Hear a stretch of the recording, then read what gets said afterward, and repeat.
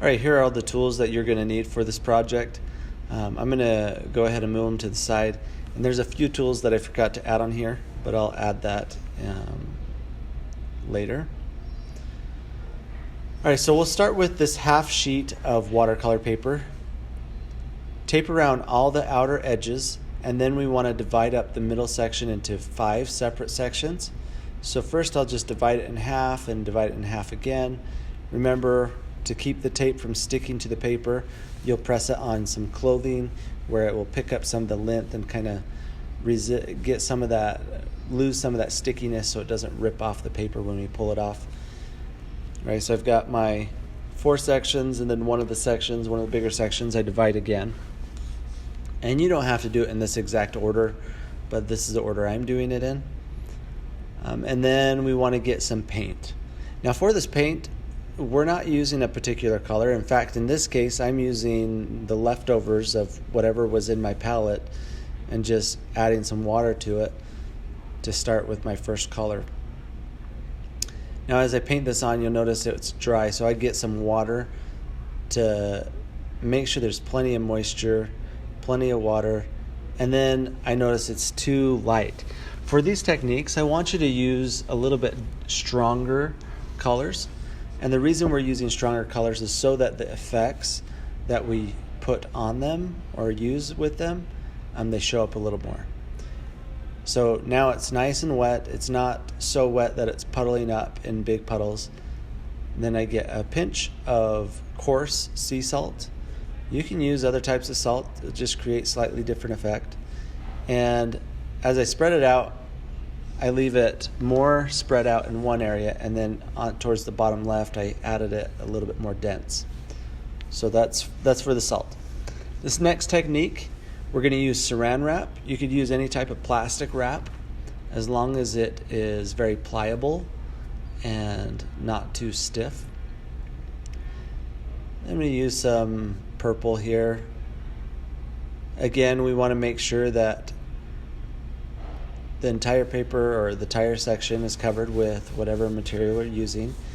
And then if you need to, you can add a little bit more of the concentrated color to it. In this case, I think it's fine. So now I've got my plastic wrap. I'm going to kind of scrunch it up so that it's a little bit smaller. And then I'm going to place it over that section that I just painted while it's still wet.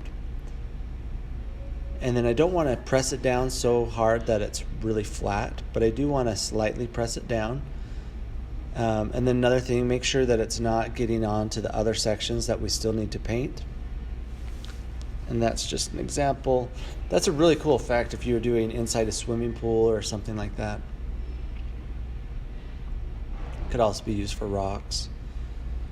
All right, so I've got it pressed down just where I want. It's not covering those other sections. So now I can paint my next section.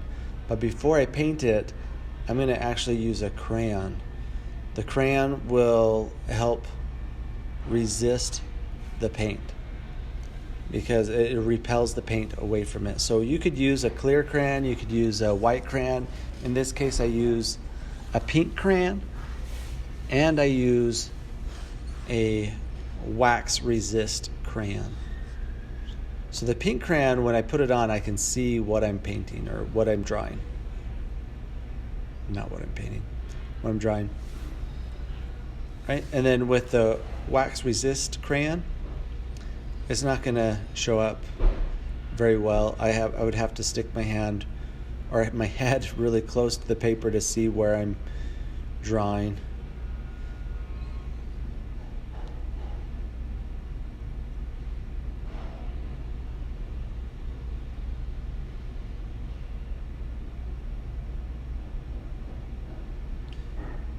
Now you'll notice when I paint over this, wherever that wax resist or wherever that crayon was, it repels the paint and makes those letters stand out. So you might use this technique with creating textures, or maybe you want to preserve certain colors. You could go over that way. And this next technique is called the wipe technique. I don't know if that's the official name, but it does exactly what it says. We're going to wipe off some of this paint. So after we get it down and we've got a nice color, we'll use a paper towel. That was on the list that I forgot to add earlier, but a paper towel or even a Kleenex, anything that can absorb some of that paint off. You'll just dab that onto the paper, and this can be used to create clouds and other effects like that.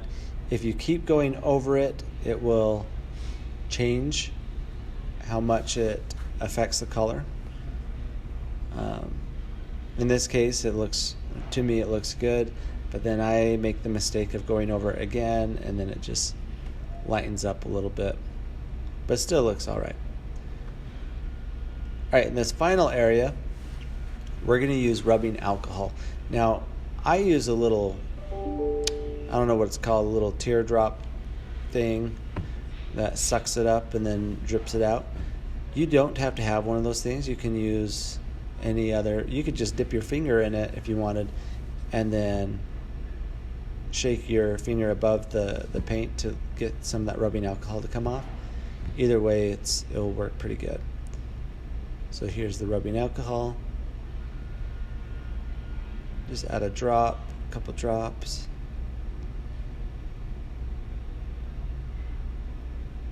Kind of a crazy looking smiley face. Really cool effect. And then I'll show you again. I'll just use my finger and then drip a little bit, get some on my finger and then drip that on. At this point, the saran wrap was pretty dry, so I just pulled it off, and then I'm going to save that saran wrap because I can use it in the future. You know what? That would make some really cool mountains in the background too. I might have to try that. So if there's areas that are it's still really dark or too wet, you can always dab those up. Then you're going to just peel off all of the tape. Hopefully, if you've added enough lint to the tape, it won't stick to the paper and rip it. Salt was a little bit wet, so I let that dry a little bit longer. And then now I want to make sure I know what all these techniques do, so I go ahead and label everything. Add your first and last name to it, and then when the salt dries, be sure to wipe that off. And that's all there is to it.